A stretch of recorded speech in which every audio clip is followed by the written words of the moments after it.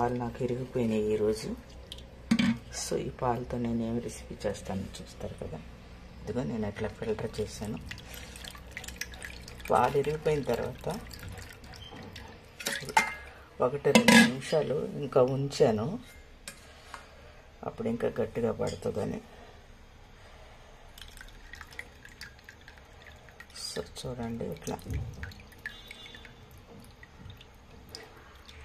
ఇది కూడా నేను పడేయను, ఆ రసం కూడా నేను లాస్ట్లో ఏం చేస్తానో చూపిస్తాను. సో ఇట్లా వచ్చిన తర్వాత ఇది ఇట్లా గట్టిగా ఇట్లా పిండుకుంటే ఇట్లా వస్తుంది.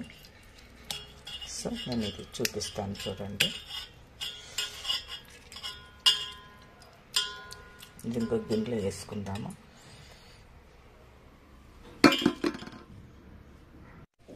ఇదిగోండి ఇది ఇట్లా.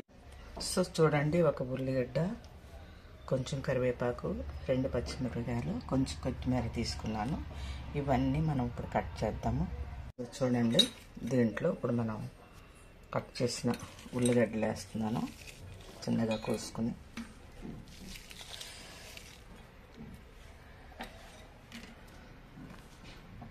తర్వాత పచ్చిమిరపకాయ, కరివేపాకు, ఇది పచ్చిమిరపకాయ, సో ఇది కొత్తిమీర, ఇవన్నీ ఇందులో వేసి నేను కలుపుతాను.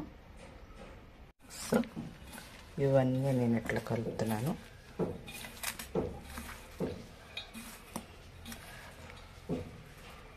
సో ఇది మనకు సరిగ్గా రాకపోతే, కలవకపోతే, మనం వంచుకున్న పాలు ఇరిగిపోయినవి ఉన్నాయి కదండి, ఇప్పుడు ఫిల్టర్ చేసాం, అవి కూడా దీంట్లో పోసుకోవచ్చు. సరిపడినన్ని దీంట్లో పోసుకుని మెత్తగా వచ్చిన తర్వాత మిగిలిన రేపు నేను మొక్కలకి ఇస్తానండి.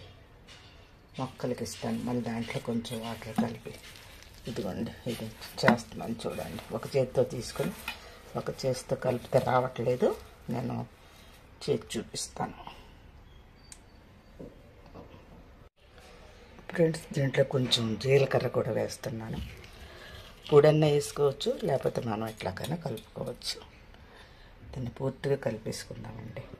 ఫ్రెండ్స్, దీంట్లో సరిపడినంత ఉప్పు కూడా వేస్తున్నాను. చూడండి ఫ్రెండ్స్, ఇప్పుడు ఇది మీకు అర్థమైపోయింది అనుకుంటాను. నేనేం చేయదలుచుకున్నాను, దీన్ని ఏం చేస్తానంటే, ఇదంతా కలిపి ఇట్లా పెట్టుకున్నాం కదండి, చక్కగా ఇట్లా వచ్చింది. దీన్ని నేను కొంచెం మెత్తగా చేసుకున్నా ఏం కాదు, ఫస్ట్ ఇదిగో ఇట్లా పెట్టేసుకున్నాం అనుకోండి. వీటన్నిటికీ నేను దీనికి నూనె రాయట్లేదు, ఎందుకంటే మనకు ఆల్రెడీ ఇందులో మిల్క్ ఉన్నది, క్రీమ్ ఉంది, దాంట్లో ఆయిల్ మనకి సరిపోతుంది. అట్లాగే నేను అన్నీ పెడతాను. ఫ్రెండ్స్, ఇందులో రెడీ అయిపోయినాయి గుంట పొంగనాలకి. ఇంకా కొంచెం మిగులుతుందేమనుకున్నాను, కానీ ఇది సరిపోయింది. మిగిలితే బోండాలాగా వేసి చూపించేదాన్ని. ప్రజెంట్ అయితే ఇది సరిపోతుంది.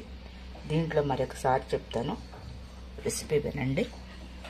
పాలు విరిగిపోయినప్పుడు దాన్ని ఇంకా కొంచెం సేపు మనం కాగబెడితే బాగా చిక్కగా అవుతుంది. దాన్ని నేను ఫిల్టర్ చేశాను, సపరేట్ చేసి దాంట్లో ఒక ఉల్లిగడ్డ, కొంచెం కొత్తిమీర, కొంచెం కరివేపాకు, పచ్చిమిరపకాయలు ఒక 2 వేసి కలిపి కాస్త జీలకర్ర, ఉప్పు వేసానండి. అవన్నీ కలిపి దీంట్లో పెట్టాను గుంట పొంగనాలకి.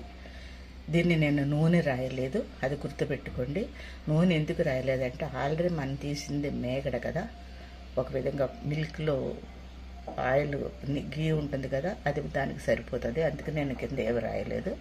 సో దీన్ని ఇప్పుడు మన స్టవ్ మీద పెట్టేసి ఒక 10 to 15 minutes మనం డీప్ అంటే సిమ్లో ఉంచుకుంటే మనకి రుచికరమైన విరిగిపోయిన పాలతో చేసిన గుంట పొంగనాలు మనకు రెడీ అయిపోతాయి. సో మళ్ళీ ఇంకొకసారి మనం చూద్దామండి. ఇప్పటివరకు అయితే దీన్ని స్టవ్ ముట్టించుకోండి. స్టవ్ ముట్టి పెట్టాం, సిమ్లోనే ఉంది. సో దీనికి ఒక లిడ్ కూడా పెట్టేస్తున్నాను. ఒక 10 నిమిషాల తర్వాత దీన్ని చూద్దాం మంచిగా. చూడండి, రెడీ అయిపోయినాయి. సో దీన్ని ఎట్లా చేసేసుకుంటే మనకి ఎట్లా వచ్చేస్తాయి ఫ్రెండ్స్. ఇది చూడండి ఎంత నీట్గా వచ్చినాయో. దీంట్లో అల్లం పచ్చడి కానీ పచ్చిమిరకాయలు టమాటా పచ్చడి మీ ఇష్టం, మామిడికాయ గ్రేవీ ఏది వేసుకున్నా లేకపోతే రోటి పచ్చడి ఏది వేసుకున్నా సరిపోద్ది. ఇది ఒక్కటే ఫస్ట్ 2 చేశాను కనుక ఇది చక్కగా వచ్చినాయి చూడండి, ఆయిల్ రాకపోయినా. సో మీకు నచ్చింది అనుకుంటున్నాను. నచ్చితే లైక్ చేయండి, షేర్ చేయండి, సబ్స్క్రైబ్ చేయండి. మరి ఒక వీడియోలో మరలా కలుద్దాం. ఇంతవరకు సెలవు. నమస్తేనండి. Bye bye friends. ఇవి ఎట్లా తింటేనే బాగున్నాయండి పచ్చడి కంటే. ఓకే చక్కగా చూడండి రెడీ అయిపోయినాయి, తినేయచ్చు.